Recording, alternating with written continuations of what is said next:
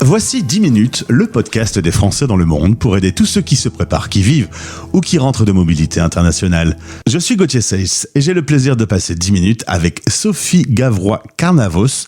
On parle de Parapluie Flamme UK.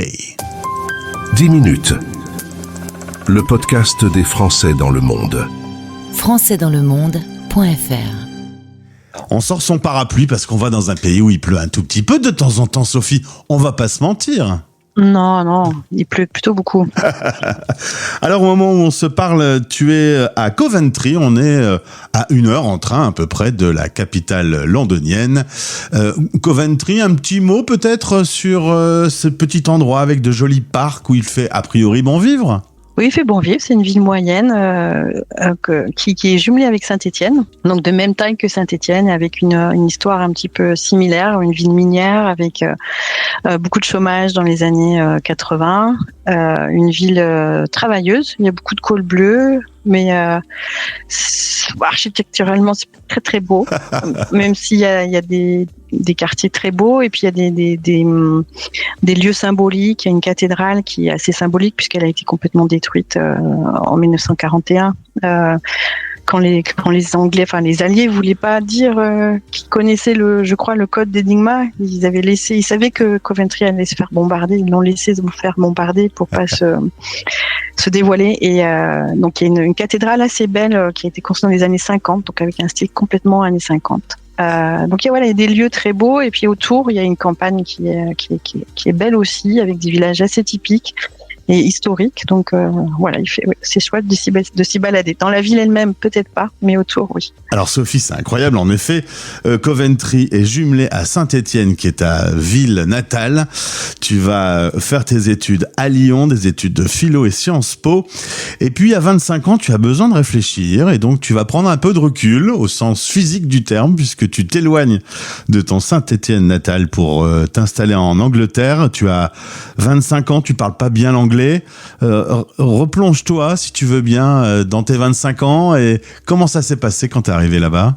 C'était assez rigolo parce que je suis partie donc avec 3 boîtes de livres. Donc c'est mon père qui m'a emmenée avec sa Renault 19 diesel de l'époque. Et on n'était jamais allé en Angleterre, ni l'un ni l'autre. Donc on s'est retrouvés à conduire sur des routes à gauche. Ça, c'était déjà une épopée. Et à découvrir les locations anglaises assez chères avec des chambres minuscules, la colocation, parce qu'à l'époque on connaissait pas non plus, c'est quand même assez nouveau. Enfin, en France c'est assez nouveau, mais là-bas, ici c'est assez, c'était assez courant. Donc voyant une chambre qui ressemblait plutôt à une petite cave, je cherche une autre chambre, et quand le jour de l'emménagement avec mes 3 boîtes, c'est un monsieur d'une 40aine d'années, tatoué partout, habillé tout en cuir, qui est venu nous aider à emménager. Et donc mon père avait son bateau le soir même ou le lendemain matin, donc il a fallu qu'il parte. Il est parti plein d'inquiétudes en voyant avec qui je partageais ma maison. Mais en même temps, on était tous les deux, tu sais, assez... on avait été assez moulés à la française, à la laïcité française, et on découvrait une ville où les conducteurs de bus avaient des turbans, où les religions étaient apparentes et paraissaient ne pas poser de problème. Et donc il est reparti quand même assez frappé par cette différence avec la France. Et puis moi je me suis retrouvée à mal parler français avec des colocs qui n'étaient pas trop intéressés à la conversation ni à m'aider à m'améliorer. Donc j'ai commencé à prendre des cours dans un collège local. Alors, le choc culturel, on connaît, mais tu découvres aussi que les Anglais, même avec ton petit accent français, ils sont très flexibles, ils vont vite te donner ta chance. Tu vas devenir prof de français, tu bosses en fac. Et puis un jour, faut le faire pour être au cours d'un événement où il y a ton futur mari, c'était il y a 28 ans, qui est un Français, il bosse pour Renault à l'époque. Tu es française, tu rencontres un Français là-bas en Angleterre. Et puis, ensuite, le couple se crée. Et puis, il y a un enfant qui arrive. C'est quand même assez incroyable d'aller trouver un Français là-bas. Hein. Oui. Il travaillait pas à Renault, mais Il travaillait pour une des sociétés qui travaillait autour de Peugeot. Et à l'époque, il y avait vraiment beaucoup de Français dans les Midlands au Royaume-Uni. Et puis de toute façon, il y a plein de Français au Royaume-Uni. Des fois, on ne sait pas, mais ils sont nombreux et bien cachés. Et oui, c'est assez extraordinaire. Mais voilà, 28 ans après, on est toujours là et voilà, français. On parle français à la maison. En 2013, justement, pour le maintien du français, avec ton enfant, tu vas l'inscrire à l'association Farandole à Birmingham. C'est là que tu vas découvrir le réseau Flamme, l'utilité de pouvoir maintenir le français.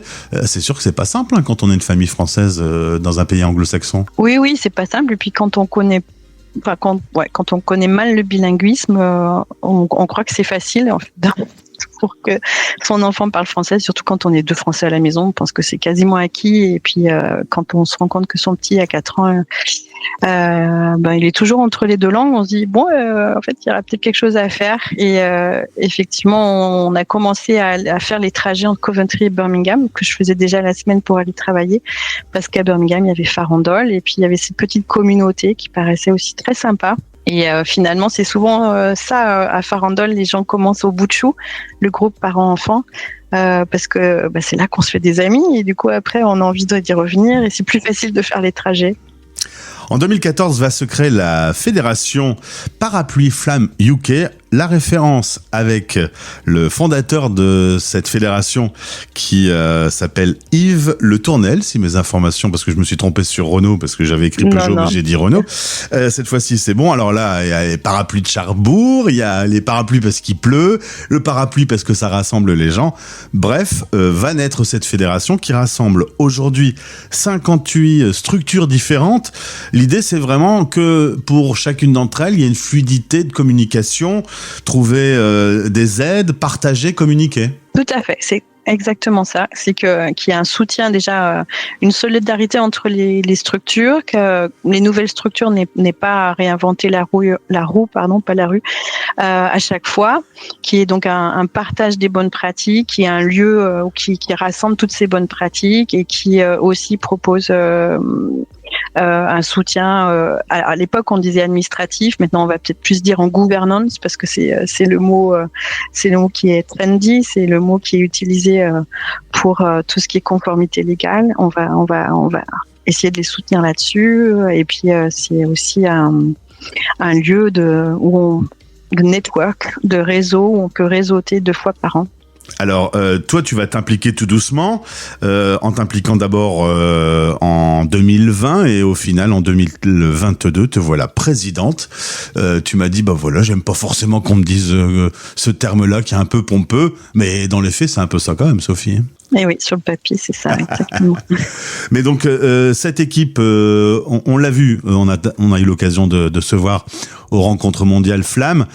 Cette équipe permet à ce que toutes les structures, il y ait plus de fluidité finalement. Oui, et puis c'est ce qu'on a vu un petit peu aux rencontres Flamme. C'est Thomas, qui est un des membres du comité du Parapluie Flamme, a regardé quand même, il a calculé les statistiques, mais il y a un mot solitude qui était apparu pendant les rencontres Flamme, qui nous a un peu tous frappés parce qu'il est apparu très gros, mais on se dit que c'est juste l'algorithme de Kahoot, en tout cas de la plateforme qu'on a utilisée pour faire le questionnaire, qui a peut-être tiré au hasard ce mot, et du coup ça nous a quand même assez frappés.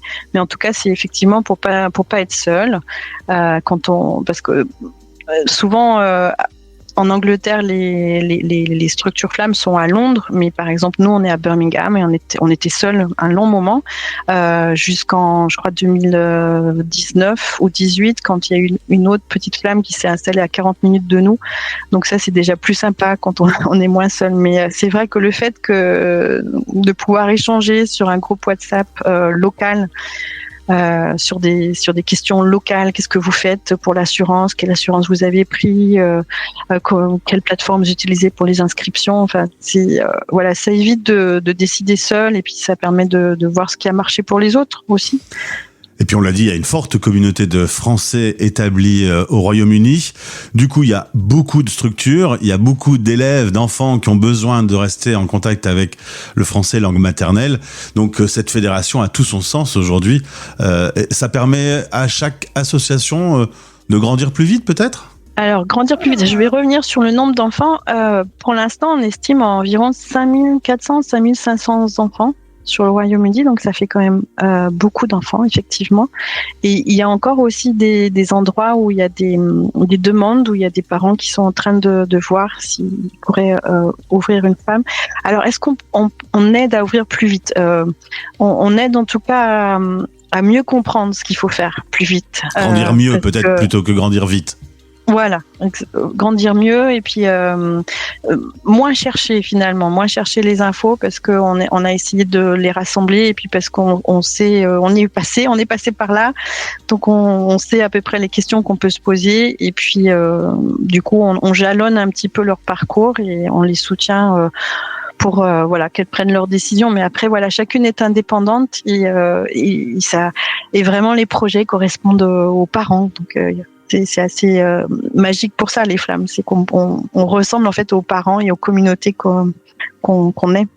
Et Sophie, pour terminer cette interview, une bonne nouvelle. Parapluie Flamme UK devient partenaire, entre dans le club des partenaires de la radio des Français dans le monde.